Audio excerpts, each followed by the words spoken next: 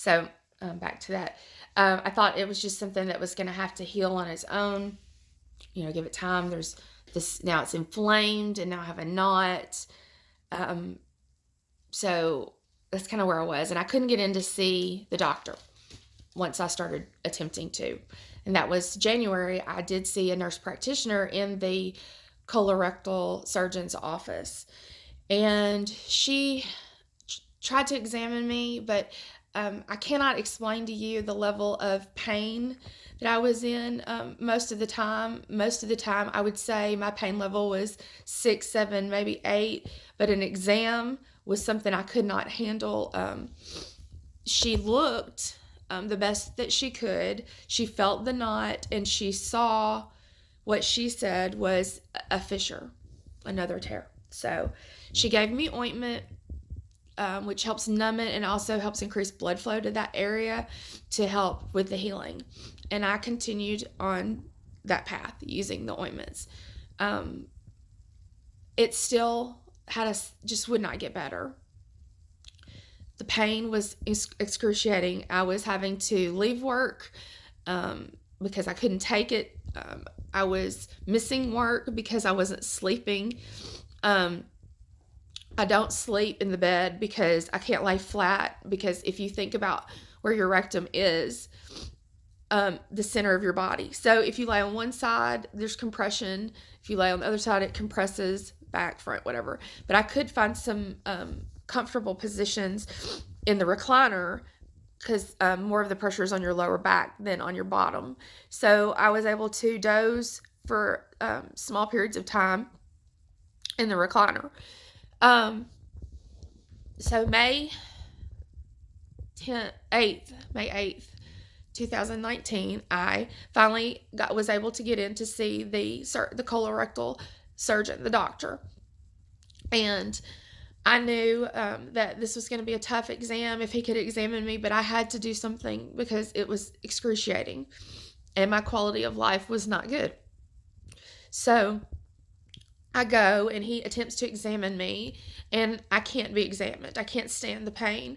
He does see something, he says, that's not quite right, and he says that knot should not be there. It has to be dealt with. The thought was it was an anal abscess from the glands down there. They can get infected and abscess, and if that happens, the infection will have to find a way to exit your body, and it will bore a hole, a little tunnel to your skin, and so it can relieve some of the pressure, and that's called a fistula. And so he was thinking possibly I had an abscess with a fistula that was going to have to be fixed, and he immediately scheduled me a procedure to examine me under anesthesia, as well as take care of anything that he found that he needed to take care of. And that was scheduled for May 13th, which is as quick as he could get me in. So on May 13th, I go in, thankful to be receiving pain medication that really would work. They gave me Dilaudid. It was the first time in 2 years that I did not feel pain, but I did feel goofy, but no pain.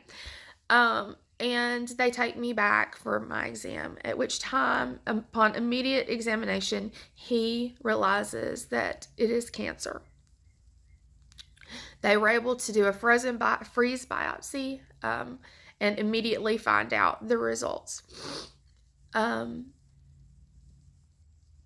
something I thought I was going to hear at 49. It is squamous cell carcinoma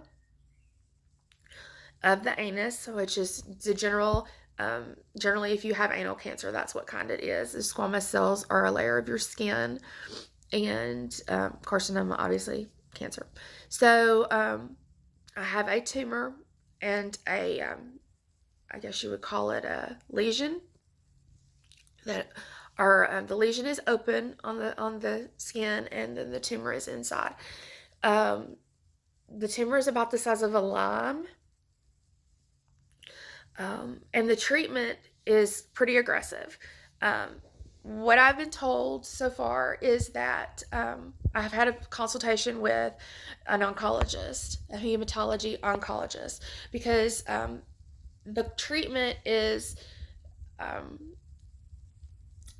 radiation and chemotherapy simultaneously.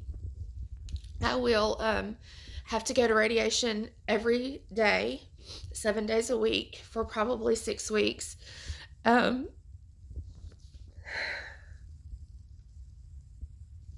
I will have to have chemotherapy every day.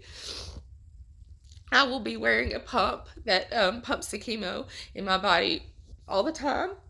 So I have to have a portacath put in. That's one of the procedures that I'm waiting on. So I'm scared, and I know that the Lord is with me, and that He has got me, and that I will be fine. I just know this is going to be a really tough journey. It's harder to watch my family because they're so upset and scared as well. So just pray for us, and pray that the specific prayer for today is that the cancer is contained in this one spot. It is not in other organs or anywhere else. That's the big thing. Also, I'm waiting for my scheduling of my portacath installation, as well as I have to have a PET scan and an MRI, and they've done a lot of blood tests. My blood work actually looked really good. Everything was within normal range, so that's a positive thing. And sorry, it's a lot. Um, I just know that I just have to be tough and get through this, and I will be fine. It's just scary. But one thing that I have found is that, and my thought process is this: I have been in pain for a really long time, not knowing really what was going on and why I couldn't get better. So it is a relief to have a diagnosis. It is a relief to have a treatment plan, and to know that possibly in 6 to 8 weeks, this will be gone, and I can start recovering for real and get back to the life I want to live, and do things like wear jeans. I haven't been able to wear like regular clothes because it's been so sore and raw, and